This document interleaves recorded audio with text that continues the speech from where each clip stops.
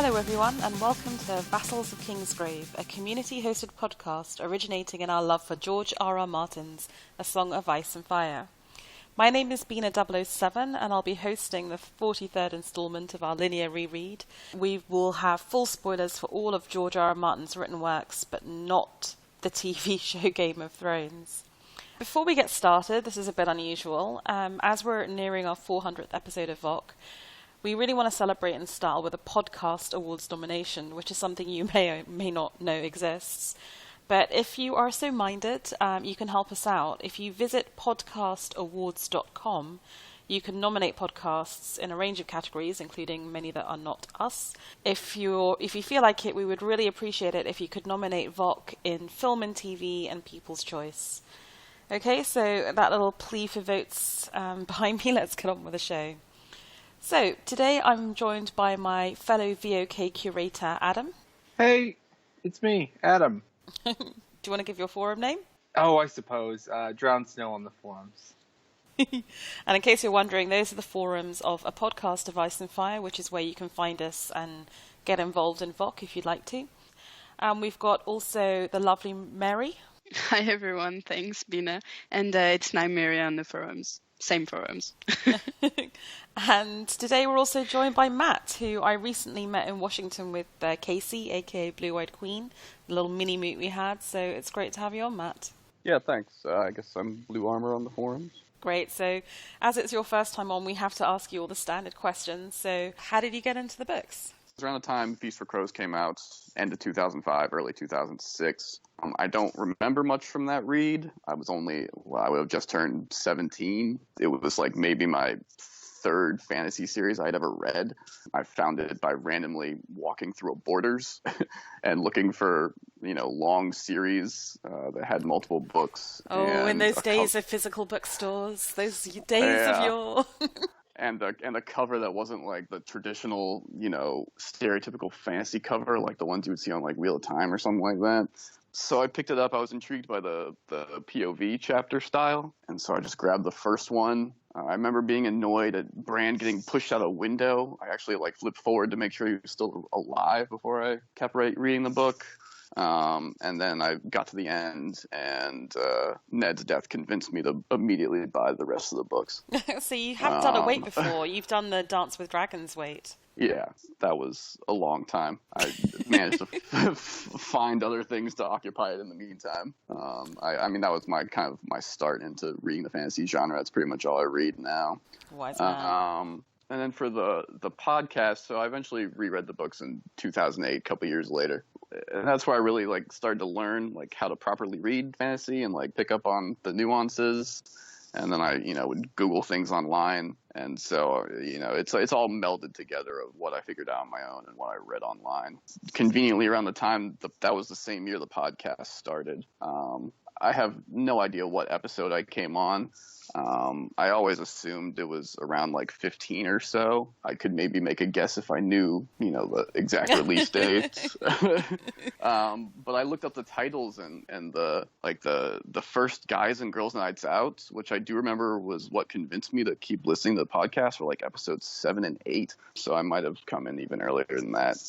How come it took you so long to I kind of a little bit harassed you at Washington. I was you have to be on a podcast, Matt. But I knew that question was coming. It was first just because I'd never had any interest in participating in online forums. I always thought it was too much work, and people essentially are. I mean, with the exception of this forum, people are usually just assholes on the internet.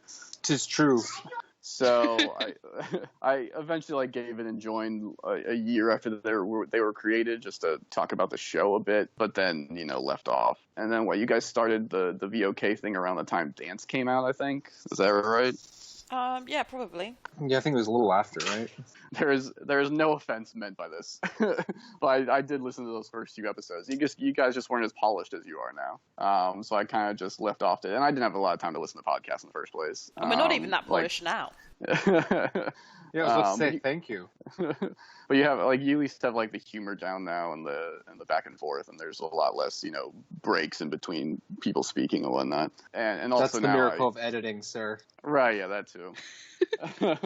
And now I work at jobs that allow me to listen to podcasts while I'm at work, so I listen to a lot more nowadays. So yeah, I started listening to you guys in full about, I don't know, probably around a year ago. Nice. And yeah, I enjoyed the rereads. Like, they're my favorite part. So cool. And so, are you still watching the show, or have you given up? yeah, I am actually. I was always really lenient on the show. I never really understood the anger behind it. I was always able to keep the two entities separate pretty well. However, I still haven't Except watched for season 5. Right, season 5 is the exception. They did the no one spoilers, thing. no spoilers, because Mary and I aren't spoilers watching. Yeah, Good things, Bina. Generic concern can be expressed. Yeah. So it was the change in Sansa's storyline. Like, I never thought I would get like angry enough at the show to make me watch it, or to make me stop watching it. And then the thing happened with Sansa, and I legitimately just clicked off the episode that night and said I wasn't going back. But my mom still watches the show, and so she would always call and ask me questions. So I kept up with it, and eventually came back for when they did the first part of the Tower of Joy scene in season 6. And so I started watching again, and it was enjoyable enough. I actually really liked it, and it's separate enough now from the books that it's just kind of fun to watch. Also, in general, like season 6, like, even though it surpasses the books, there was only really one event that I felt spoiled for. Everything else was fairly predictable given what we know so far, so it doesn't bother me that much. Okay, that's cool. So are you going to potentially take part in Dragoncast this year? In fact, Adam, and once you've answered that, maybe Drown Snow, Adam, you want to tell the listeners a bit about how we're going to be covering the show this year? Well, Bina, just so you know, Game of Thrones is back tomorrow. I don't know if you knew that, but yeah, we're going to be having kind of our standard coverage. A few of us will be getting together tomorrow night for the premiere, and it'll probably be that'll be pretty raw, but it should be going up not too long after the premiere. And then we'll probably be releasing on Mondays or Tuesdays after that, I would think. It's going to be a little different than in past years. And there's only 7 episodes this year. So, yeah, I mean, we might try some new things. I don't know. Maybe a little less rigid format, maybe. I don't know. There you go, Matt. We'll see. You have something to join if you like tonight. Right, yeah, and Adam just sent me like a super long thread that I now have to catch up on and read. Oh God, don't try to read that whole thing. We have there's a show thread on Skype for people that are watching the show, and I think that's like a couple months old, so it goes back quite a ways. Oh God, all right, well, I'll see. Cool. Yeah, but that's like basically mostly for scheduling people who want to be on, and then they can go to the individual episode records from there. And finally, Matt, sort of any particular characters or storylines or things that are your favorite in this world? Yeah, if I have to like narrow it down to one, it's Arya is my favorite POV to read. Davos and Jaime are pretty close behind that. Those are the 3 chapters I look forward to the most. And where would Dany rank in that list? I mean, it's really just like there are 2 types of chapters for me. They're the ones where I'm both interested in the character and their storyline, and then there's ones that I'm more interested in the story that's going on around them than their individual thoughts. And so I don't know. I mean, Dany's the same as all the others to me. Like, it's not really that. And, I mean, Dany has always kind of felt a little bit like it's a different story. It's like there's all the other chapters and then there's Dany chapters, right? For sure. So, yeah. I was just really shocked when and you can all see this on the show notes, when I was making notes as I was reading today's chapters. I had so much on the first 2, and then I got to Dany, and it's by far the longest chapter. And a lot of stuff happens, but I just didn't have notes because none of it felt provocative to me or raised questions. So I'm really curious to see how that discussion goes. Cool. Anyway, Matt, it's great to have you on. Welcome. Could we take a second, maybe after or before now, whatever, and maybe discuss recent events? Maybe recent events being what, like George's blog post? Yes. What the hell? What the hell is that? Okay, Mary, do you want to maybe give your reaction first? I think I already did. Adam, you raised it. You obviously have feelings. I just, it's too confusing to me. No one seems to want to, it seems like everyone either wants to believe like, oh man, he's about to announce wins, or like, nope, he's just gone over the deep end and he's just screwing with everyone. I don't know what makes sense anymore. It doesn't make sense to me that he's just screwing with everyone. That seems weird, but whatever, he can do whatever he wants.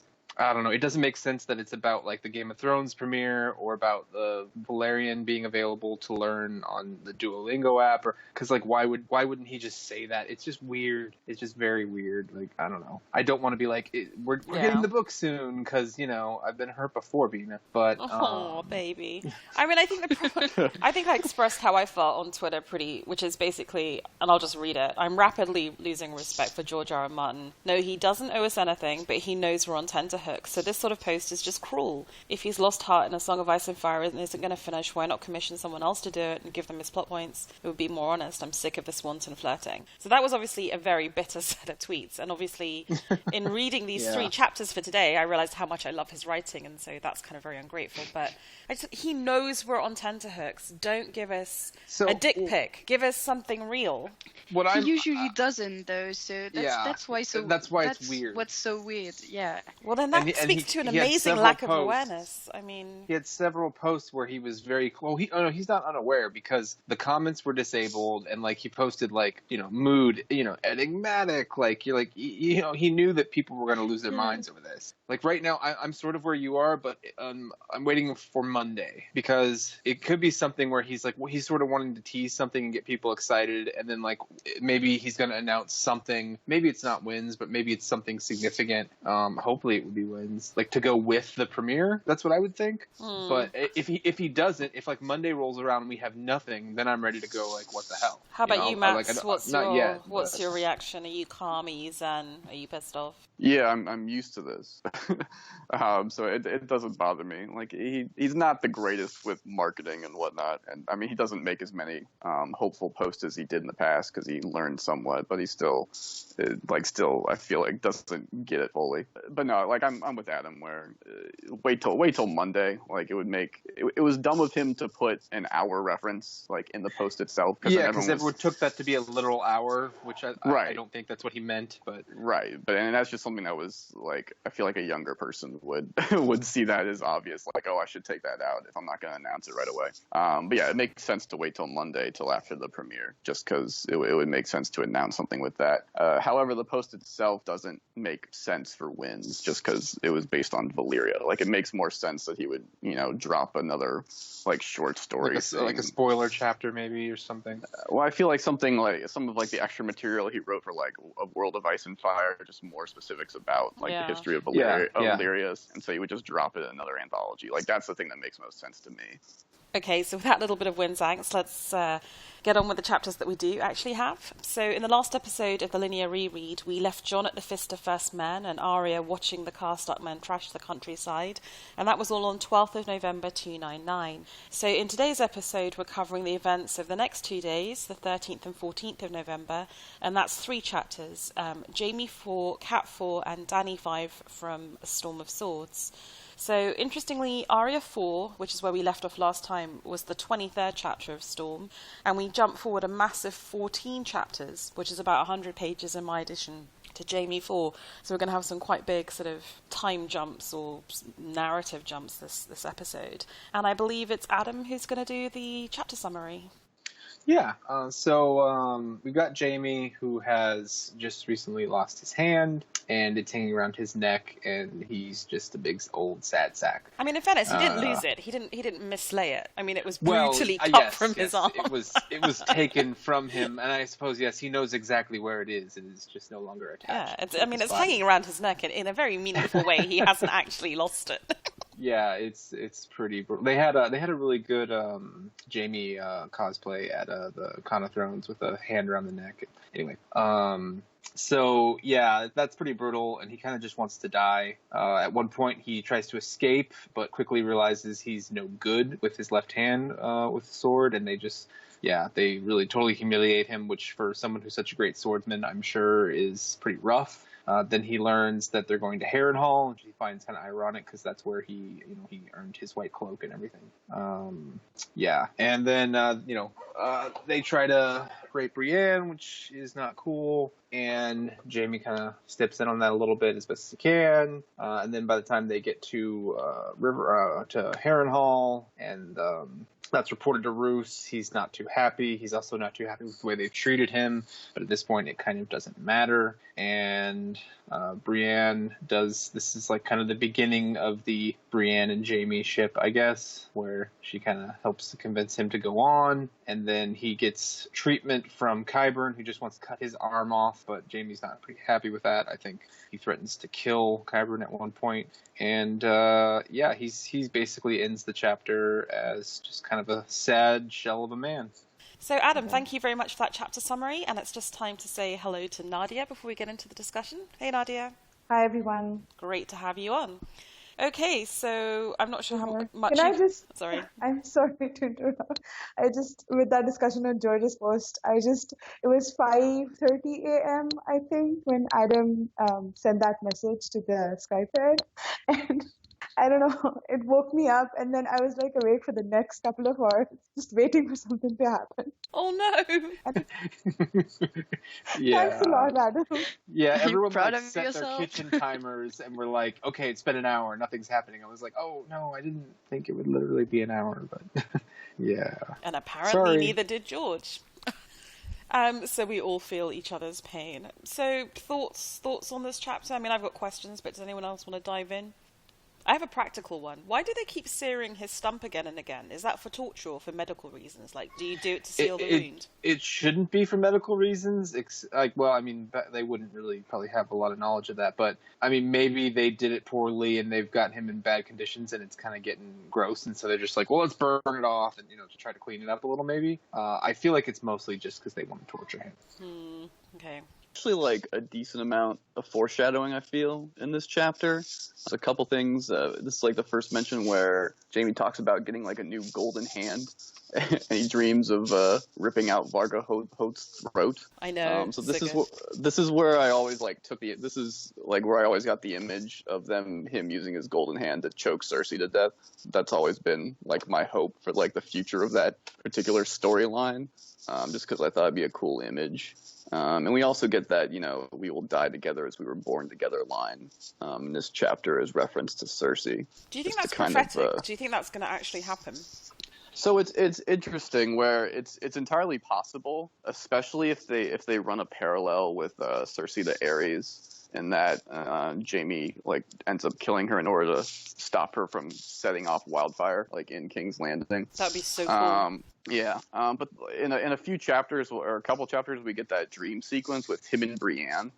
It does reference like their fight against the bear later in the chapter, but it also like provides images that are similar to Jon, like fighting in the snow or darkness with flaming swords. So it's possible that him and Brienne have more of a future storyline fighting the others together. Nice. It's kind of just up in the air where it could go either way, I feel.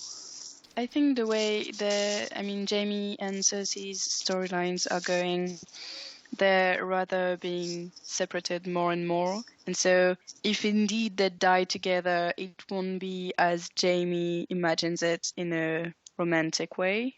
Because that's not, at least at the moment, that's not where they're going. Jaime is slowly getting sober, if I may say so. Like he's not that's a good way to as put it. intoxicated with her as he is right now. I completely agree. I think it's more what Matt said, that whether or not he specifically kills her, he'll choose to go down with her at the sinking of a Lannister ship, and that will be quite poetic in itself, but not romantic. Yeah.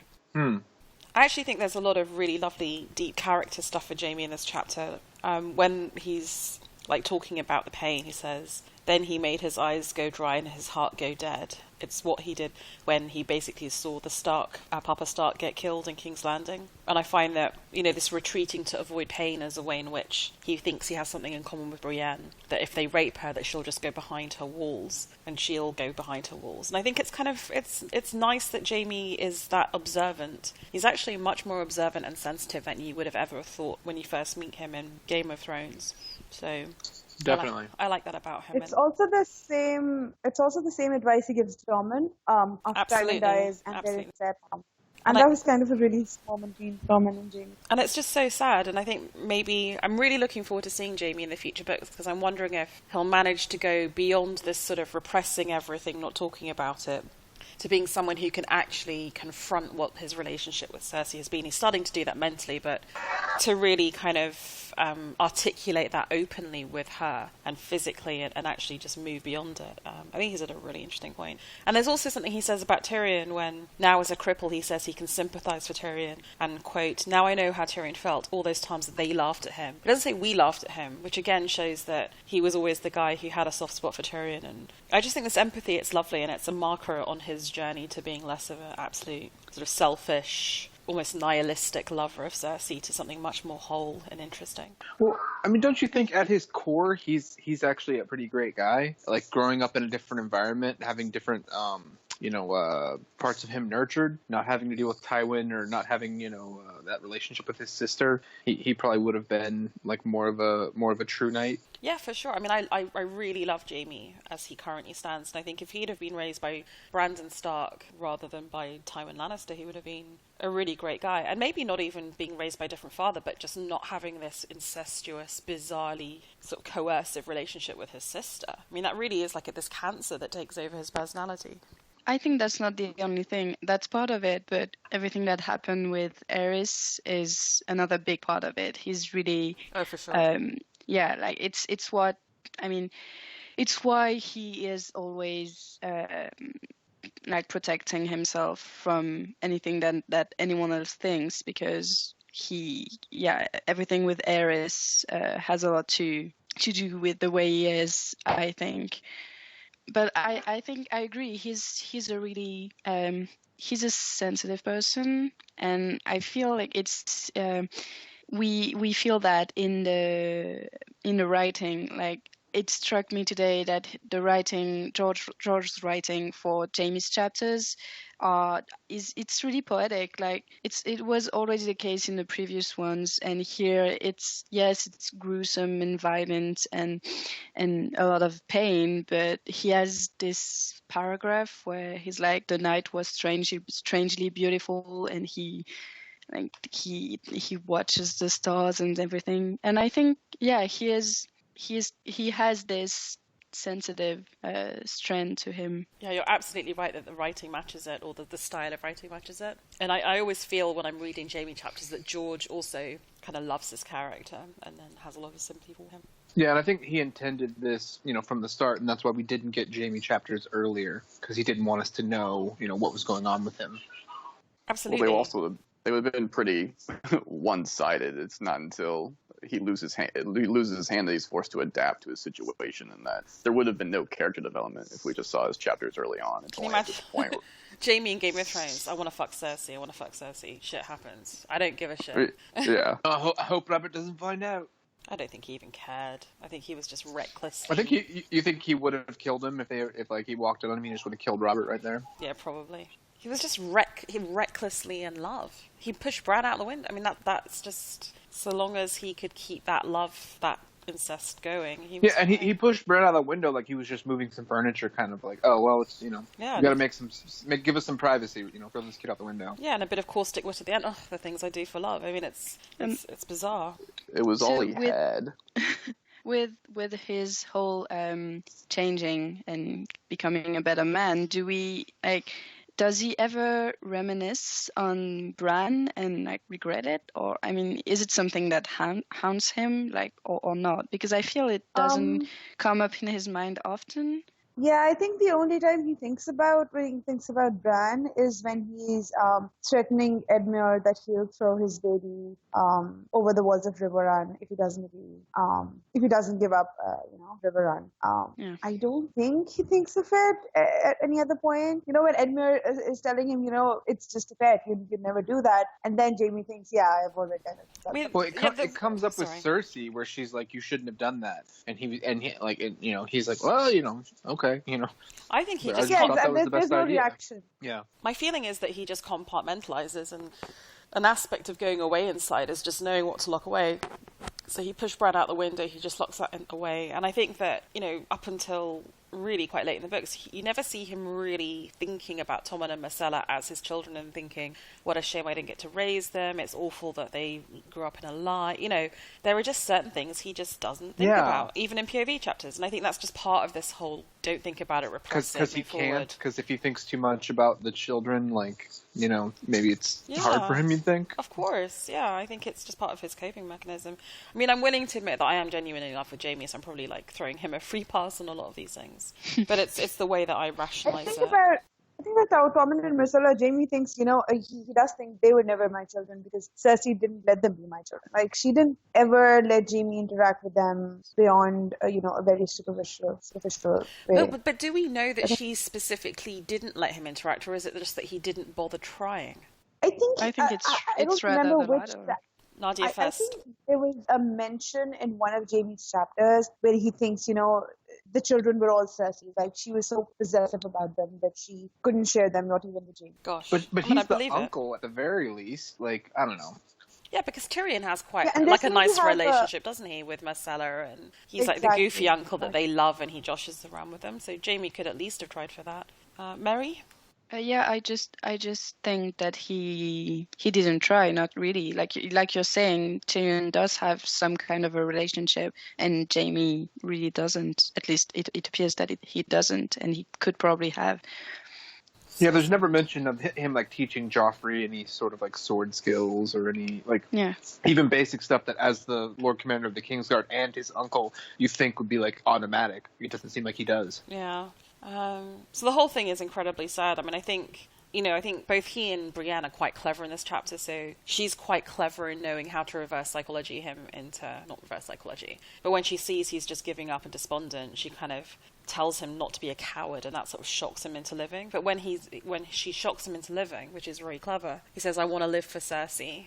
And then I want to live for revenge. And I thought, oh God, that's so sad. Like, he's still, as much as he's on that road to being different, he's still so in love with her. And then I was thinking, what is the timeline? Is she already cheating on him with the Kettle Blacks at this point, or does that come later?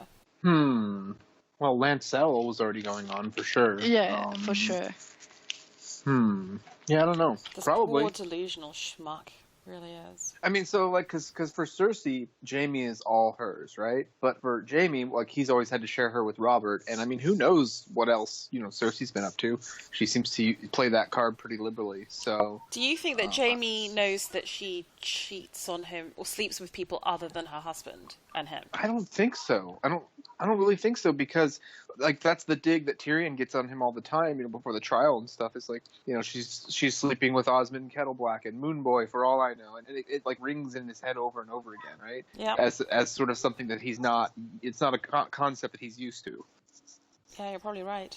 I also found it kind of like really sad that when he shouts out Sapphires and sort of basically saves Brienne from getting raped, he has to kind of explain it to her as well. You saved me before, so now, and a Lannister always pays his debts. He can't just admit that he likes her and he's being a good friend and just trying to help her out. And he's trying to help, yeah. Yeah, he still has to put up a little bit of a front with her and like, well, this is just what... Sapphires. Yeah, exactly. Sapphires. Yeah, he's lying to himself even before he's lying to her. I mean, he cannot accept it that he would actually be nice and try to save her from something truly awful. I think in spite of himself, he has respect for her kind of right away. You know what I mean? Like deep inside. And it's hard for him to come to grips with that. Yeah, he still has a sense of honor. It's just the fact that he just decided to dive into the Kingslayer persona just because everyone like forced it upon him. So his choice was just to dive right into that instead of trying to counter them, because he knew no one would believe him and listen to his side of the story. And so at this point, he's still kind of maintaining that false persona of his. Yeah, I think that's really spot on. And then I guess the other thing that kind of happens in this chapter is that Jamie learns that the Freys are really pissed off with the Starks and sort of pricks up his ears. You get like a massive info dump, don't you, at the end of this chapter, or effectively you get Bolton sort of bringing him up to speed. Yeah. So I guess we've probably covered this in other chapters. The Red Wedding plot is already happening, right? Precisely when in this timeline do Walder, Reese and Tywin start writing to each other and planning this? So it's obviously before this, because in the next day we're going to get the cat chapter where the wedding invitation goes out. But Jamie's not in on it, or is like at what point is he in on it? I don't think Jamie's he's ever never in on it. But then he says he might suspect, but like I think in this chapters and in this chapter and probably the next one, he feels that something is not right. Like he's not in.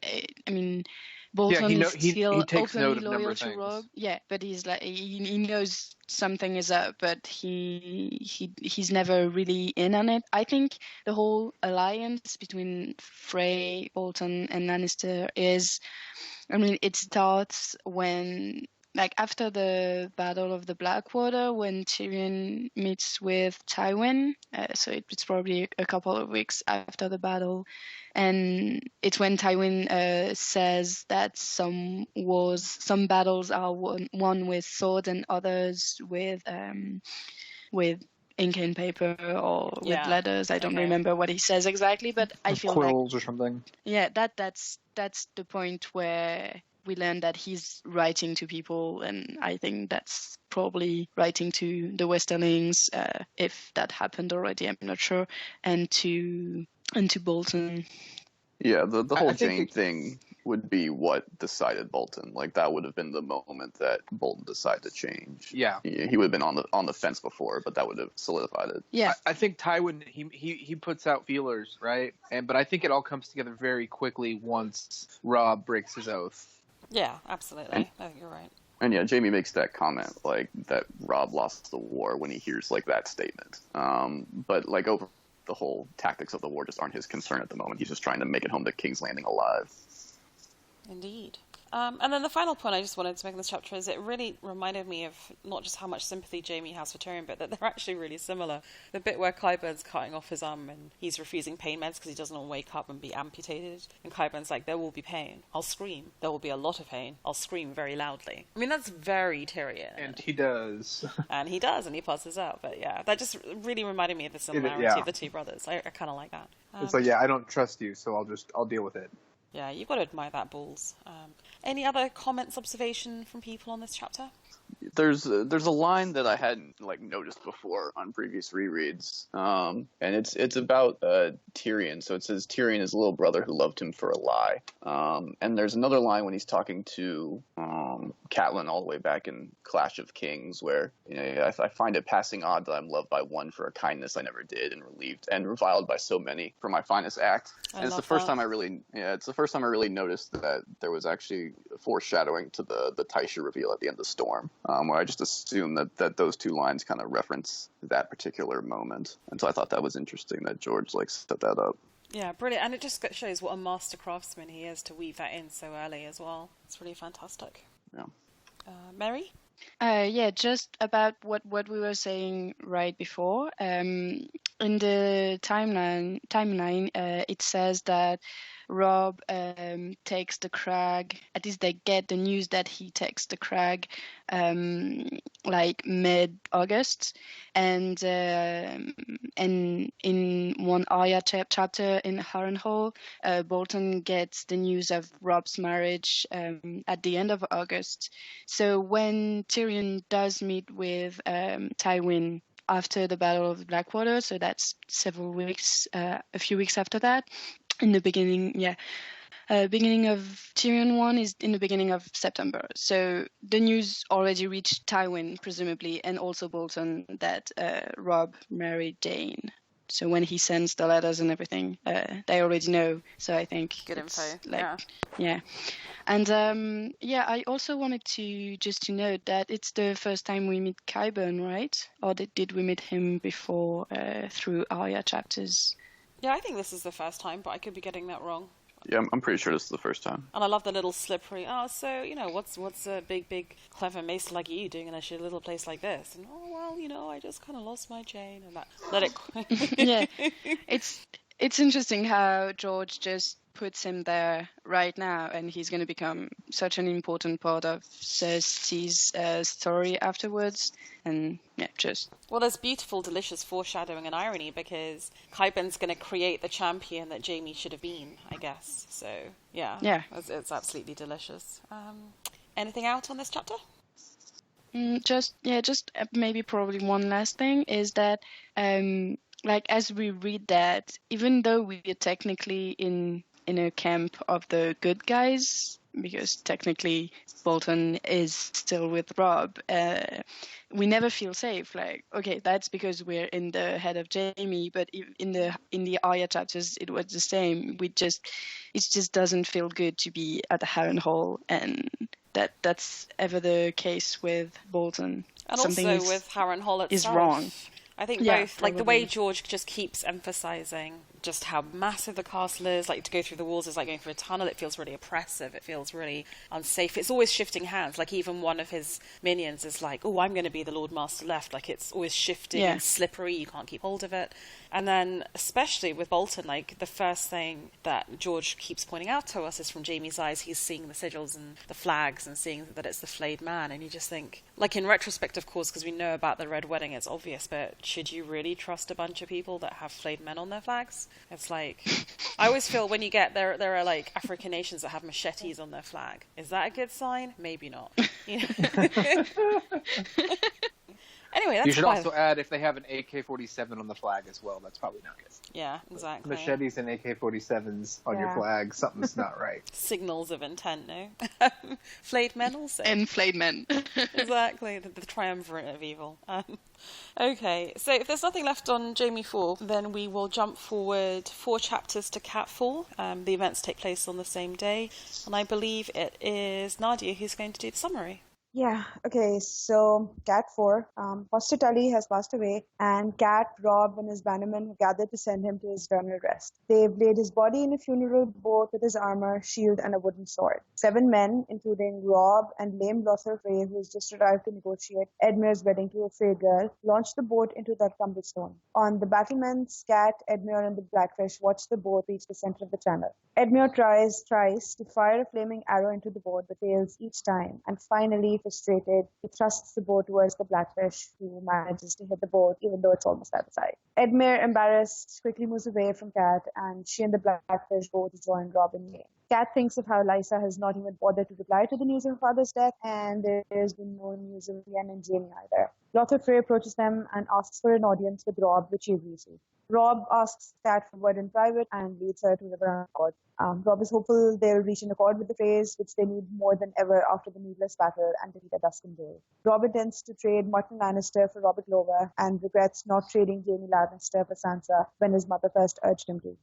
This is when Rob says, I've won every battle, yet somehow I'm losing the war. Rob tells Cat that Sansa has been married to Tyrion Lannister. Cat can only think of how Tyrion promised to take Jaime for Sansa, and now it's never going to happen. Rob points out that with Bran and Rickon dead, Sansa is now his heir. Cat tries to convince him to bend the knee, but Rob refuses. They argue and Cat gets upset and leaves, but she later joins Rob at dinner. And after it's over, the Westerlings excuse themselves and everyone gets down to business. Lothar Frey tells them they've heard from the 2 warders that were warded at Winterfell. He tells them Winterfell has been burned by Theon when the Northern Lords tried to take it back from the Ironborn. He tells them Sir Roderick is dead and the women and children were saved and taken to the Dreadfort by Ramsay Snow. And no one knows where Theon is. Lame Lothar says that Lord Ray will agree to a marriage alliance if Rob apologizes face-to-face. When Rob agrees, Lothar tells them that Edmure will marry Lord Walder's daughter Rosalind. Edmure wants to meet her first, but the Freys insist that the wedding must happen once or else the alliance is off. In private, Edmure expresses his anger and wants to refuse, but Brynden insists that he must accept to make up for the Battle of the Fords, and they force Edmure into accepting. Poor Edmure, poor stupid, feckless Edmure. I know, it wasn't even his fault, as you expected. I don't know, I feel like I'm softening. I used to be so harsh on Edmure. I feel I'm softening in my old age, my frail dotage. He's gone through a lot. But what is it that Kat says in this chapter? Something about, like when he's saying, well, I don't want to marry right now. And she said she thinks, like, wait, does he maybe want to, like, put it off and then, like, you know, back out after the war? But she calls it, like, you know, she has, like, she basically said, like, chastises herself for thinking that about him. And I'm like, no, that's probably an accurate thought. I mean, I just feel so bad for him trying to shoot that arrow into the boat, and you just think, oh, it's just excruciating to read the first time you read it. Yeah, or, you know, screwing up, you know, Rob's forces, or, you know, all the other things he does. Yeah, he really is just a poor unfortunate. Sorry, Matt, I was just about to say, any thoughts on the chapter? Yeah, like Edmure just doesn't have just... the right personality to like fit well into this world. Like if he were in our world this day and age, he'd be one of like the best screenwriters of all time with all the stuff he's gone through. Like, but he would have been a great like second or third son, right? Yeah, probably true as well. I just feel in Britain in the sort of like 18th and 19th century, he would have been that third son who you would have just sort of sent off to become a reverend or, you know, sent off into the military. Yeah. And just sort of somehow gotten rid of. Yeah. Yeah, he just doesn't have the qualities that are like expected of males, like in this time and age. Yeah, and in fairness, you know, the Blackfish is a fearsome... I mean, he has big shoes to fill, big examples around him, but he just comes across as a little bit petulant and a little bit sort of like, oh, whiny. I don't want to marry that girl. Yeah. Oh, and you're like, seriously, man, you're about to lose a war here. I know it's not your fault, but we all have to take one for the team. Are they going to have singers there? A singer pissed me off one time. But then again, like I was reading this, and like I say, I am softening towards Edmure and my frail dotage. And I was starting to view the others in this chapter more harshly and thinking, okay, Edmure is kind of obviously an idiot, but do they really think like they're getting all like, oh my god, I can't believe the phrase sent us a cripple and a bastard. But hey, he always was prickly, so I suppose that's his revenge for Rob marrying Jane. And you're like, come on guys, you know he's prickly, you know he's powerful. Do you really think that's going to be the extent of his revenge? Do you really think this little invitation and wedding is, you know, he could have been married had one of his kids married to the King of the North, now he gets one of them married to Edmure. So I kind of found myself thinking, you know what? They're not that clever either, these Riverlanders. And when Kat is genuinely wondering, gosh, I haven't heard from Brienne in a while, perhaps she's already on her way back with the girls, and you just think, Kat. Yeah, she's just naive. I mean, I love it, and it's love that's making you think that, but... So you know what? By comparison, I feel Edmure, okay, I'll take it. But it's the weird thing with the Red Wedding because, like, they're desperate, so they're a little bit less cautious, right? And they got to go back north and all this stuff. They need him, and they need this alliance. But at the same time, they don't fully trust him. Like when they get there, Kat is very much like, hey, make sure you get some food real quick, you know? And so they, like, once they're served food, they're like, okay, it's fine. Like, no one ever breaks the guest, right? You know, so I don't know. Like, they clearly had in their mind that he might be up to something, but I don't think they thought the extent of it. Like, the army wasn't already, like, you know. Yeah. In fact, there hasn't been, like, this level of betrayal, like, since, you know, Aerys and, you know, what he did to Rickard and then what Tywin did to Aerys. It's not something that they've, you know, it crosses their mind because there's been peace in the realm for so many years. They just got lulled where they just weren't in the correct mindset to thinking about. Yeah, they just assume he's going to ask for more marriages or ask for more money or soldiers, or, you know, they're going to get screwed somehow, you know, on, like, the bargaining part. Massively underestimate him, and I think that, you know, I think that speaks to them basically being quite arrogant and complacent. Again, not great traits. Yeah, you know, your house words, Rob, are winter is coming. Why not plan for the worst? Yeah.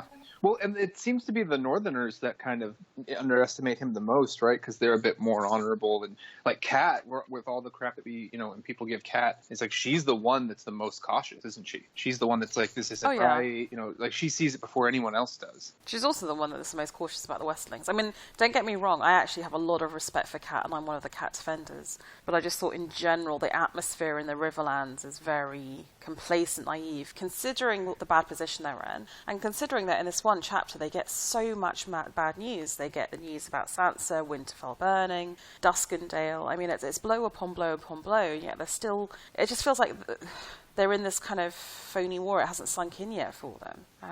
I actually, just while we're on that subject, given that we're doing a linear reread, I thought it was interesting that although the news sort of coalesces in this chapter, we can actually work back and see how long it takes for news to travel. So it was 6 weeks to get the news about Winterfell burning, 10 days for the news of Duskendale to reach Rob in this chapter, and 5 days for Sansa's marriage, which I actually thought was quite quick.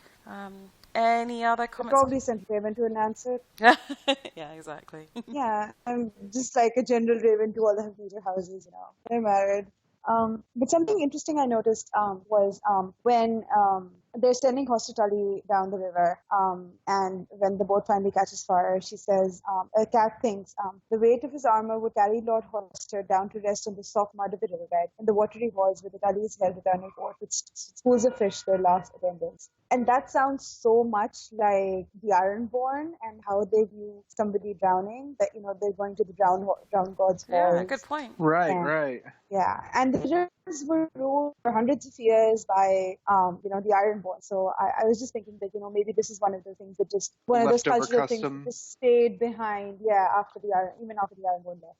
Yeah, I've It's just kind of interesting. wondered that, like, because they were, they were never part of the Seven Kingdoms, right? So it seems like they've got a mixture of different cultures from people who ruled them briefly. Yeah, and they follow the Seven, right? And I'm assuming they bury their dead, but the Tullys obviously don't. Yeah. Is Cat right? Should Rob have bent the knee at this point? No, he No. would have died anyway. Yeah, The better question is, could he have bent the knee? I don't think that's an option. What? Because he's it's in only the North because Men it's Tywin. It's also because it's Tywin. Tywin would have executed him anyway.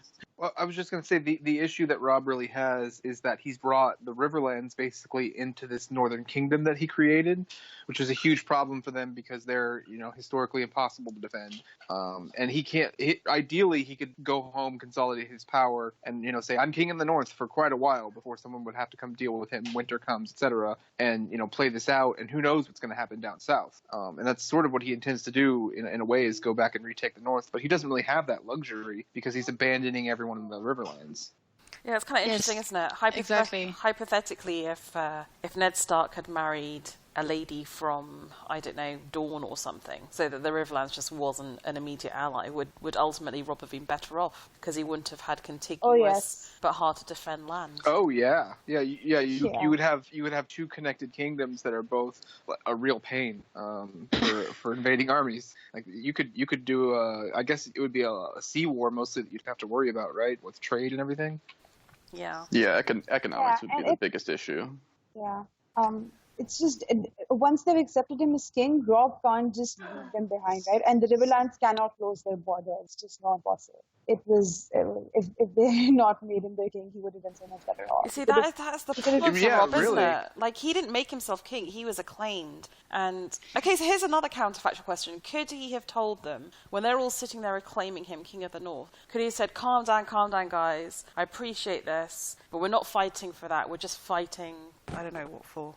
Well, they were like, "Hey, we're going to get Dad back," basically. And then by the time at the very beginning, by the time that happened, he died, and they're all on this high. And what are you supposed to do? They're like, "Well, like they've killed, Ned. Well, we're obviously not gonna put up with that. Like Northerners are not gonna just bend the knee. It's not their thing. So, well, Rob's the king now." And it just was like, okay. I just feel really bad for him. I feel he was boxed into the corner of being made king, which is almost like makes it hard for him to cut any peace deals or whatever. He's boxed into having to have the Riverlands as allies because of his mum, and that is just impossible. Well, he could have run away, he right? makes the idiot decision of marrying Jane. That's on him. But there are other ways in which he's so boxed in. Sorry, Mary. Sorry. No, I'm sorry. I'm the one who's interrupting. We talked about this a little bit on the Robcast, but I feel we always consider him too much of an passive character. Like he's been boxed into being a king, but his reaction right there in this chapter to Kat saying this should stop and we should bend the knee is just, he says no, never, and it all concurs with his first reaction when Kat said that the Lannisters had sent someone to kill Bran, and after Ned's death as well. He's really the reasons for the war. He cannot imagine another issue than getting revenge, and in this area he's still quite a teenager. Like he's like, no, never, it's never gonna happen. They did that and I cannot forgive them. And I feel like he's more active than we think in the continuation of the war. I agree. He could have stopped it. Because don't you think the best time would have been after Ned was killed to just say, okay, we're going back home. Exactly. We're going back home and consolidating. You're not getting our taxes. We're separate. And he could have denied. He could have said, sorry, Riverlands, you're with them still. He could have abandoned all that and not really had to take everyone along with him. I agree. But the only reason they stay is Sansa and Arya, right? But actually, I think another reason they stay, which has nothing to do with Sansa and Arya, is I think Robb gets swept up on the tide of victory. And actually, if Robb had lost some of his battles, that might have done him better than winning all of them. Because there's a certain type of momentum that you take land, you win. And then before you know it, you're in the Riverlands, and before you know it, you really can't pull back. I mean, he's almost like Guderian in World War II, who launches these amazing panzer strikes and goes very far in front of his infantry, and then, of course, that works on the Western Front, and it's disastrous in Russia. And I think you get so far ahead, and suddenly you're cut off from everything, and you can't go back, and you're too split, and your home territory is weak. And I actually feel Robb is a victim of his early success, and it's ironic. He would have done better. Yeah, I think that's actually a good point. I mean, can we explore what would have happened differently? Because he never sends Theon to the Iron Islands, right? Unless he does to maybe to treat to kind of protect the border or something. I don't know. But if he pulls the Northern Army back, the Iron Islanders aren't going to come into the north. They're probably coming in Lannisport or maybe into the Riverlands, or what their plans are. I don't know. Yeah, whole different situation. Absolutely. So basically, his two brothers are still alive and in Winterfell. He has Winterfell. He has a lot of his most senior advisors who get killed in that massacre. He has the respect of the North. Bolton doesn't betray him because he wouldn't have gone down to Jane Westerling, right?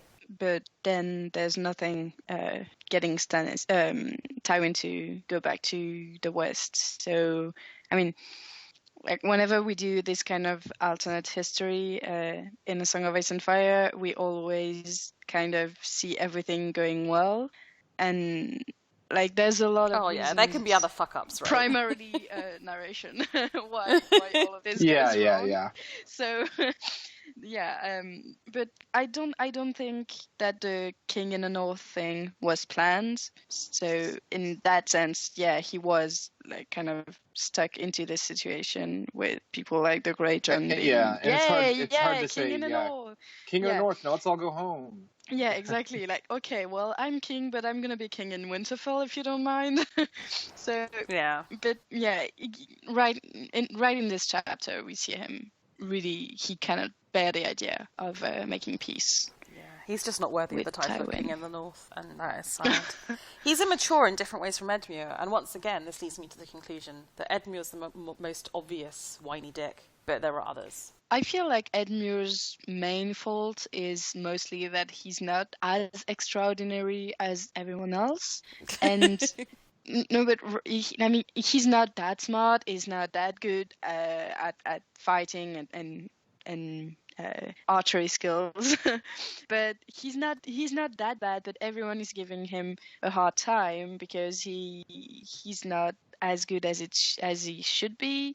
And so, he's also kind of vain and arrogant because he's always depreciated in a sense. Like I really felt for him in this scene where he misses his father's boat, and I'm like, I feel for his humiliation, and I feel like it has been this way a big part of his life, and that's also what's made him so vain and I agree. Dickish. So I'm basically almost doing a 180. I've gone from thinking Edmure deserves all hate for all time to having some love for the Edmure. And I mean, didn't they talk about that a couple of rereads ago? Where we talked about his decision to leave Riverrun and go out after Tywin. It's like, well, he's not great, and you left him in charge. I mean, because he's the Lord or whatever. But you could have had someone better making the calls if you were really worried about it. Yeah. Anyone with anything else in this chapter? Matt, any other observations? I don't think I have much. There's just like mention of a few things with Duskendale and stuff that just kind of lead to future heirs. The main thing being this is kind of like the last we hear about Martin Lannister, who is the most likely heir to Casterly the Rock, just because everyone in front of him is likely to be dead by the end of the series. But that's about it. Yeah, but that's about it. He's hiding Bright Roar. He's got Bright Roar. He's hiding. There were two sentences that got my attention. So when Kat and Rob talk about the idea that Rob might die, it's really like unbearable to Catelyn, and she says, "If anything befell you, I would go mad." And I think that's kind of a foreshadowing for Lady Stoneheart. She does. I mean, she is mad. And another thing is when they get the news of the sack of Winterfell. Well, those are altered news because that's not exactly what happened. But Oh yeah, Ramsay. Catelyn says something. Yeah, exactly. She says something like, or she thinks something like, "The world gets darker every minute," and I feel like that's a great recap of what we feel reading these Cat chapters. Like every chapter is another blow or multiple blows, and it feels more and more doomed for the Stark cause. The blow upon the bruise. Yeah. This is actually the first real like confirmation we get that Ramsay is alive. It's kind of hinted at in an earlier Bran chapter, but this is kind of like the first. Oh yeah, good point. Thing we get where the whole Ramsay and Reek switch. Linearly or in the published order? In the published order, because the Bran 2 comes after this linearly, but there's a hint of the Bastards men running around in Bran 2 that comes before this published in the published order. Okay, well, good discussion. If there's nothing else on this chapter, then we can move on to the next one. So after Cat, we jump forward a mammoth 22 chapters to Dany 5, which, we've commented on this before. The Dany chapters just seem to be written as a separate story and then just sprinkled at intervals throughout the book. But actually, this action takes place just the next day on November 14th, even though it's like 300 pages later in my edition. And I believe it's Mary who's going to summarize this chapter for us. Good luck. I think I managed to have it quite short, despite the huge chapter that was. So many pages. Yeah. So we left Dany at Yunkai, surrounded by freed slaves.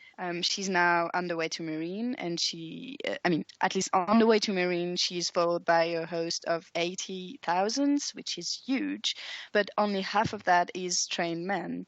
The Meereenese retreated before her, leaving nothing for the freedmen to feed on, and nailing a child slave up on every milepost on the way. Dany is determined to take the city, and once at Meereen, they set out camp, and the Great Masters send out a hero.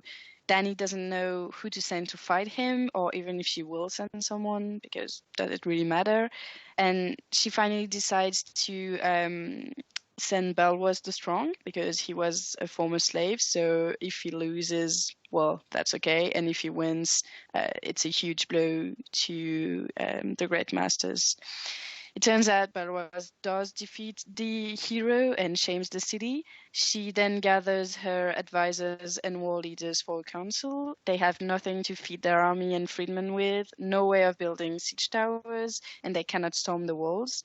Jorah advises her to leave Meereen and go to Westeros, but that the road will be long and that many freedmen will die following her.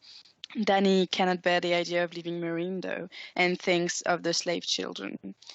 Bron Ben Plum, new commander of the Second Sons, then tells her of a way in the city, the sewers. Dany doesn't make any decision and asks them to leave her. They do, but as they're leaving, the Viserion flies to Ben Plum, and Dany remarks that he must like him. We then get the story of Plum and his ancestor who wed a Targaryen princess. Then he leaves, and Dany thinks of her dragons and the 3 heads she needs to ride them. She wonders if Dario might be one and loses herself in thoughts of him, kissing him, marrying him. To clear her head, because she clearly needs it, she goes out with Missandei and Austen. In the freedmen's camp, she is taken down on a horse by Mero, former captain of the Second Sons, disguised among her freedmen. Austen rescues her and kills him. Dany goes back to her tent, and as Jorah arrives, she asks that Austen be knighted, but the old squire refuses, and Jorah too. Jorah then draws his sword and asks Arstan who he really is.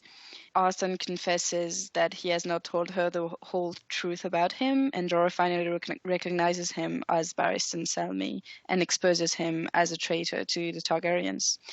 Selmy tells his story and asks for forgiveness and assures that he is loyal to Dany. He tells her that Viserys and her were watched, and that since she wed Khal Drogo, there's been an informer at her side. She refuses to believe him because only Jorah has been with her since the beginning. But Jorah confesses and tries to say that it was only at first, before he came to know her and love her. Between fury and grief, Dany orders them to leave, but to go where? And finally, she knows where to send them. End of chapter. And then you would have had to wait another 30 chapters to find out where that was. And then we wonder at the top of this podcast whether George is cruel or not. I mean, he's inherently cruel. Is this the biggest separation in chapters we've had so far? Yeah, it is. I did. I mean, this is like a huge, huge jump. Yeah. There was also a huge jump between like the Theon chapter where Winterfell... Like, there's a huge jump between the time where we think maybe Bran and Rickon are dead and the time where we no, I don't mean like for the them continuation of a story. I just meant like linearly how we jump around in the published order. Oh yeah, right. Yeah. But that's Dany. But yeah, right? like you waited for forever to find out what happened in Winterfell. Yeah, also true. But this is the problem is the Dany chapters are always the furthest apart, and then as the books get bigger, the gaps get bigger, right? So, okay, great summary actually. Thoughts, feelings, observations, criticisms. Matt, let's go with you first. You're the new guy. Again. Saved by Nadia. Dany again seems to have kind of a similar problem to Rob in that she's pretty good at winning battles, right? I mean, she hasn't been defeated yet, even though she started out with this small army. But it's only later when she starts ruling that we see her start getting into trouble because she doesn't understand how to do that. And I think that's kind of been Rob's problem as well. Like, he understands military strategy, just can't rule. It's everything else. Yeah, it's everything else that he has trouble with. Yeah, good observation. Matt? So yeah, I decided to look some things up here. So the Great Pyramid is mentioned that it's 800 feet tall, which is fun. So for reference, the wall is listed as 700 feet. The Great Pyramid of Giza is only 481 feet tall. So George goes really overboard with this stuff. Wow, that means that the wall is a lot less tall than I thought it probably was. Yeah. Because I've seen the Great Isn't Pyramid the wall of Giza, 700? and that's big. Yeah. But I kind of thought I would have thought the wall would be more than twice the Great Pyramid of Giza. Huh. Well, the wall, I mean, wall George has always said he screwed up on the wall, right? So how tall is the wall meant to be? Well, I mean, he describes it in the book, and it's like it's very tall. But I think he said it was really only supposed to, like, he should have made it only, like less than 50 feet or something. Or I remember he's given interviews on it before. Yeah, he screwed up by a factor of 10. Yeah, it was like quite massive. Yeah, it's when he went to the set for the first time, and like the wall they used was, I don't know, maybe 200-300 feet tall, and so I think he just thought that was more of a reasonable number to make it. It's also because like I'm actually curious if the wall is actually going to physically come down, just because technically that would like the after effect of the dust coming off of that would ruin a lot of the north. Well, it'd be like Krakatoa, basically. Right. Well, if the whole thing just came down all at once instead of just a section. Right. I mean, I quite like the idea of the wall being so the wall superhumanly tall because it's built by magic, right? So it should be. Yeah, but then you have the builders that have to like try to maintain it, and it just seems like a joke that these people are like, oh yeah, they make it a little bigger, and like really they're just putting more ice up there, like I don't know. And is the pyramid? I mean, part of the marine pyramid is that it's underground, no? So it's maybe the kind of like visible height. I don't know. Nadia, anyway, over to you.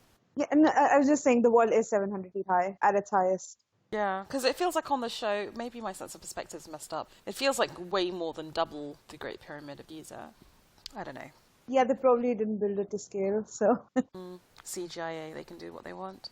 Did anyone? But I'm thinking about the people who have to take the stairs inside the pyramid, because I think it does say that it's as. There's as much of it underground as there is above ground, and there's entire chapters of Barristan just walking up and down stairs, I think. It sounds exhausting. That poor old man. They needed to get some kind of like winch system in there, right? Some sort of early form of Yeah, lift going on. yeah. You would have thought they'd have human-powered elevators, with all the slaves and stuff. They would have done that. Or just get carried up on palanquins or something. Yeah, poor slaves. Oh, Yeah, good. they would riot. I'm sure they tried it and it didn't work. We've established that on the architecture point of view, like Martin isn't really on point. Like the Eerie is also like Just numbers, not- basically. Practical. yeah, not really realistic. But it looks cool. Well, that's the point. Yes, there's got to be a little Can't even use fantasy it. in this. They can't even use it for the entire year. Like they have to come down for like half the time. Yeah. When you guys, maybe you can't remember when you read it the first time, did any of you remember who the Frack Merrow was when he emerges to try and kill Dany? I was like, who? What?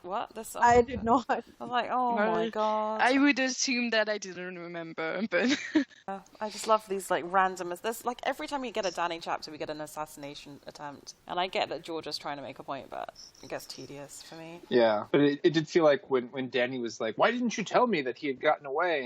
And I'm just like, as the reader, I'm like, I don't even remember that guy existed. So I don't know. Man, I feel so like you go for it. thanks.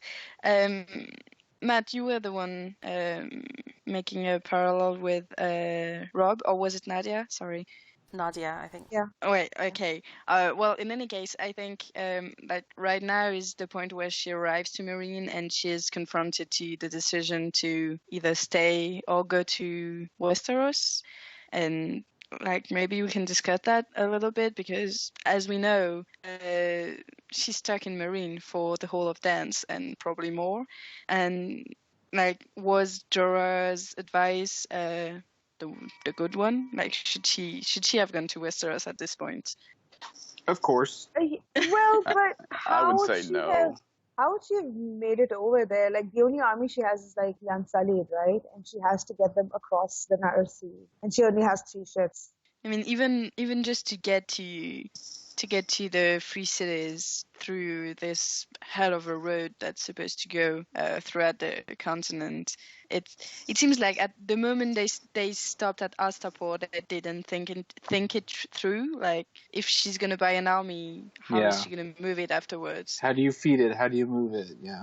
I don't think she intended on buying them all. It was only when she saw them and heard how cruelly they'd been trained that she just couldn't stop herself, and she took like all of the Unsullied, right? Even the trainees. Yeah. It wasn't like she wanted the whole, planned like on all doing their it. stock. Yeah. Don't you think that she kind of like, 'cause I mean, like Jorah brings it up, but don't you think she at first didn't want to do it at all? And maybe she was like, well, yeah, I'll open to maybe getting like a small force that, for protection, and she needs to build her ranks. But then she's like, oh yeah, dragons, I can just take the whole thing because dragons.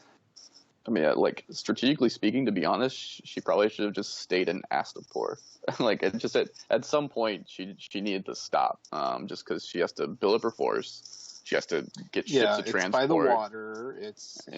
She has to like make initial contact with Westeros in the first place, just because the only way she's going to be successful is to have allies going in, and she needs to wait for her dragons to get bigger. Like, and Astapor is one city. She takes all of the Unsullied, takes over the city. There's a lot of wealth, plenty enough to like contract ships to come and take her if she really wanted to. I mean, basically, her only real asset is the dragons, because she doesn't really have proper allies, so, yeah, until they're fighting size, she needs to cool her heels.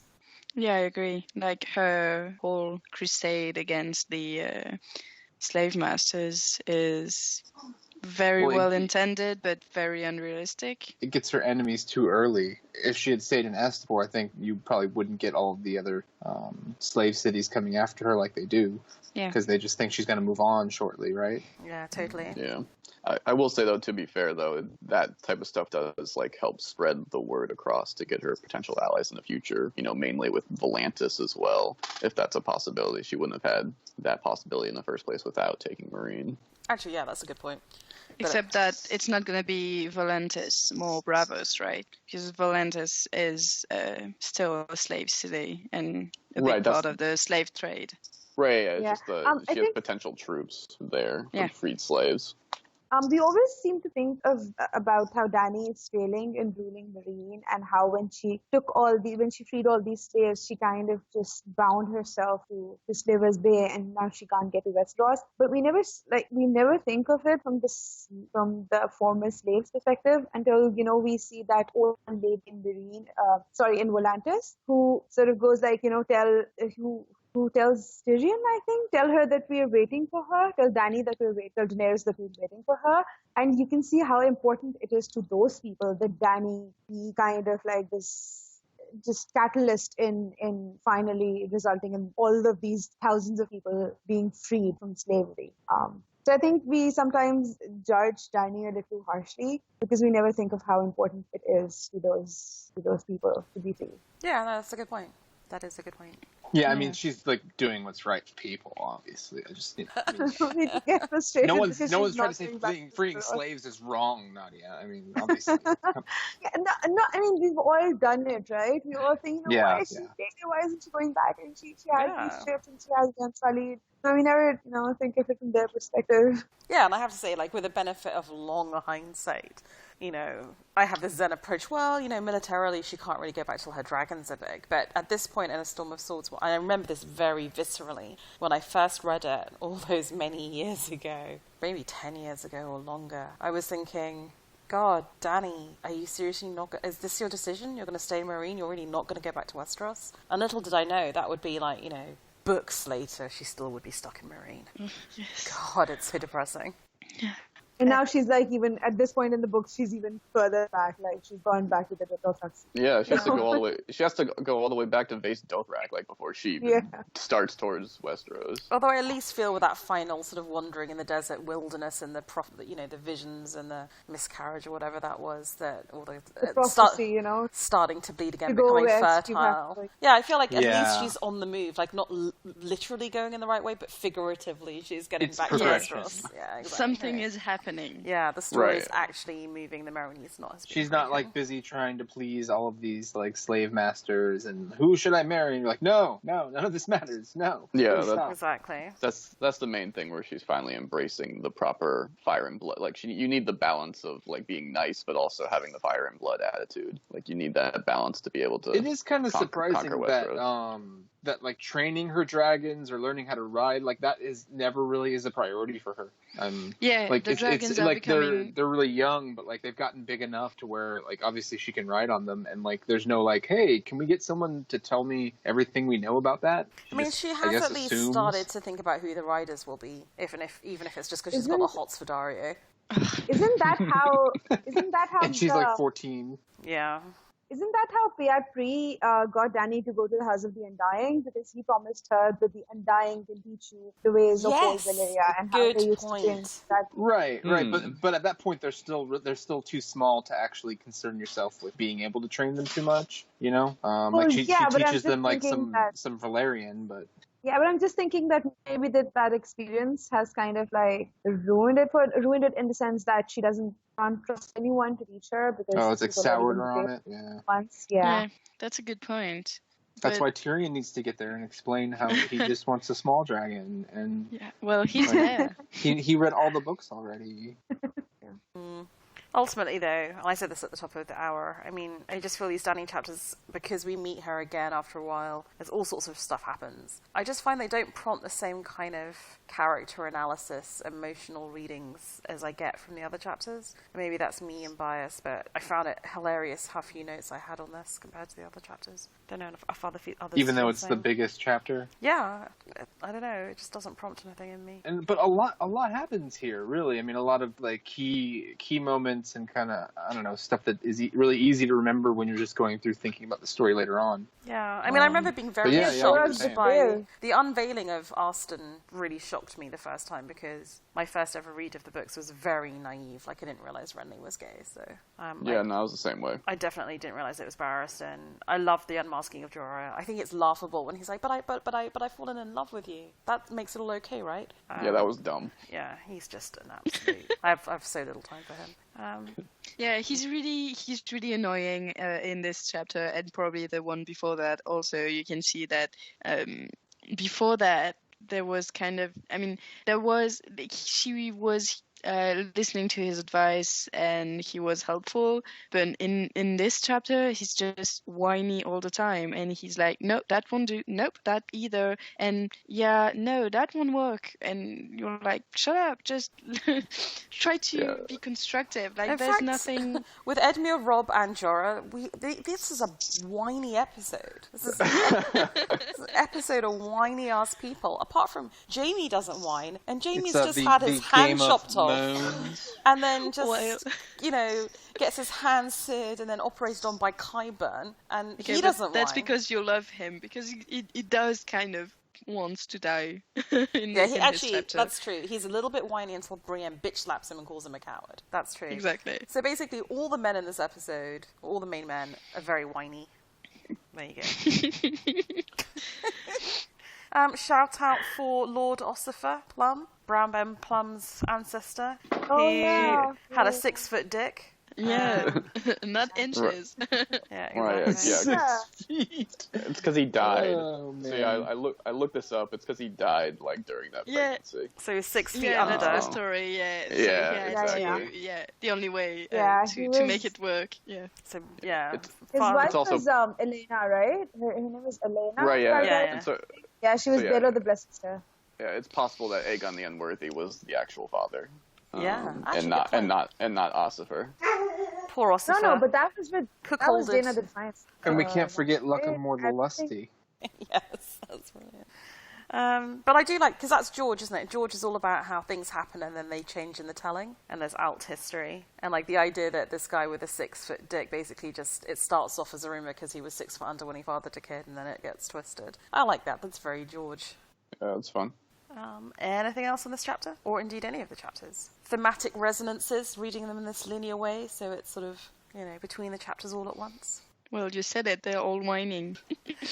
And just Rob being stuck in the Riverlands, wanting to go back north, Danny being stuck in Slavers Bay and wanting to go to Westeros. It's just all the same thing. Yeah, rulers being stuck. I mean, in a sense, it's a theme of this whole series, and you see it very clearly with Dany and Jon in Dance with Dragons, that it's all about rulers who kind of get what they want and yet find that they're absolutely stuck and circumscribed in their choices. So Rob wins all the battles, but finds he's in an invidious position. Same with Dany, same with Jon later on.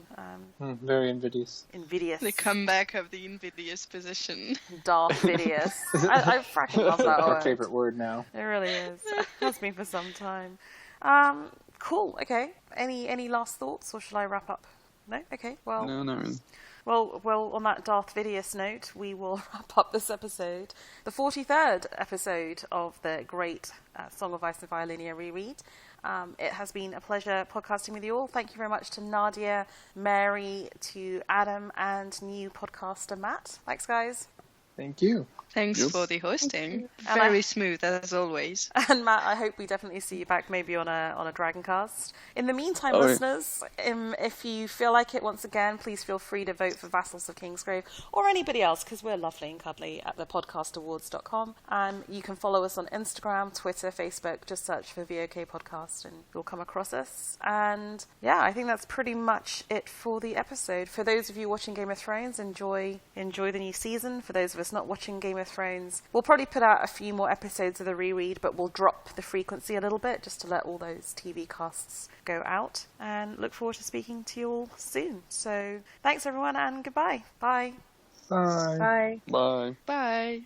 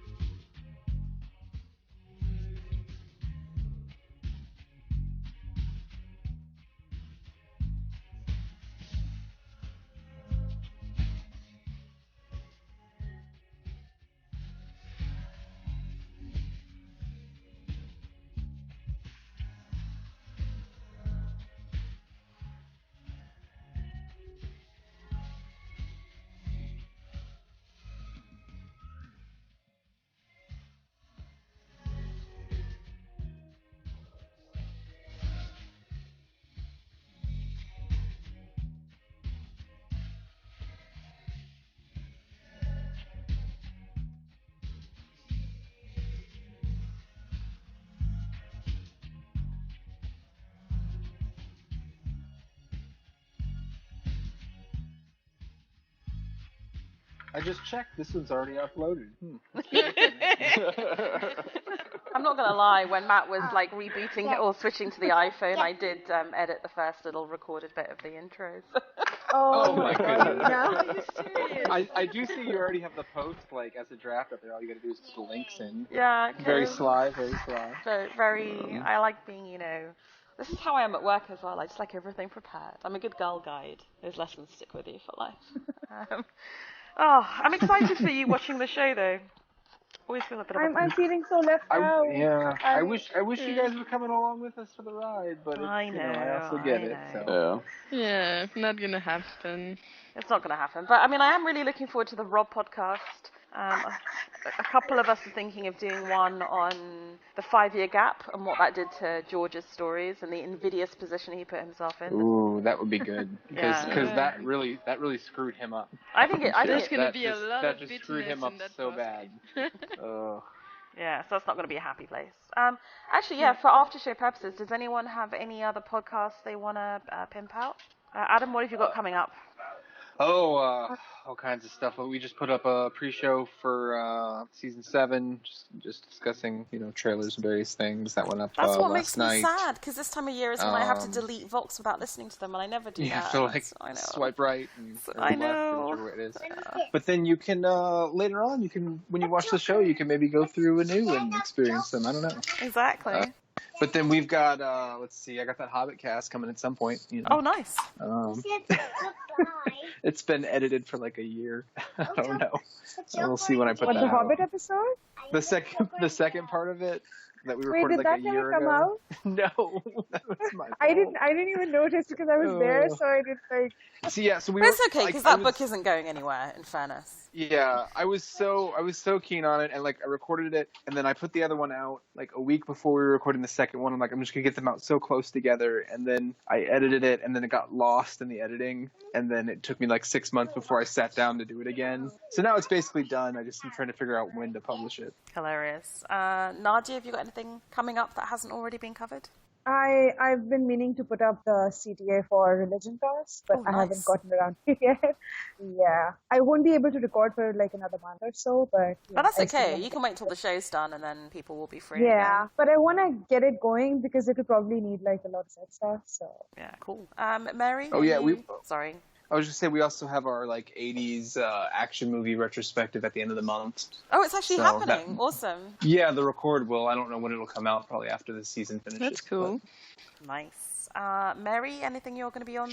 Yeah, I'm hosting the Sense8 podcast, which should have happened a few weeks ago, but we're doing that hopefully on Wednesday. So yeah, we're gonna, and I'm editing the Robcast. I'll send it to you when it's done, Bina, so that you can listen to it. Sounds amazing. I can't wait. And Matt, please feel free to jump. Hopefully this was funnish. Feel free to jump on anything else or kick off your own podcast. Yeah, to be honest, I've already have like notes for the next few Jamie chapters and the next Cat chapter too. Okay. I really dove into this. That's why I don't like reread all the time, because once I do, I just like dive first. Excellent. Well, duly noted. Whenever I get Jamie chapters, I'll be ringing you up and seeing if you can be on. So that sounds great. The next 2 Jamie chapters are really good. Yeah, I agree. We'll make that happen. Okay, that's a wrap. Thank you guys all so much for being on. This has been fun. It's quite nice having slightly smaller groups because it just feels like it flows a bit easier maybe. Yeah, definitely. Yeah. Mm-hmm. Tomorrow night will be interesting. How many people have you got on for Dragoncast? I haven't decided yet, but there are quite a few people in the. Don't get drunk on the power. The recording Don't get drunk on the power. So I'm trying to think. There are some people in there who I'm pretty sure aren't even going to be around. I don't know. We'll see. Okay, well, let's see what happens. Cool. Have a lovely afternoon, evening, guys, and speak to you soon. Thanks, Bina. Bye. Thank you. Bye.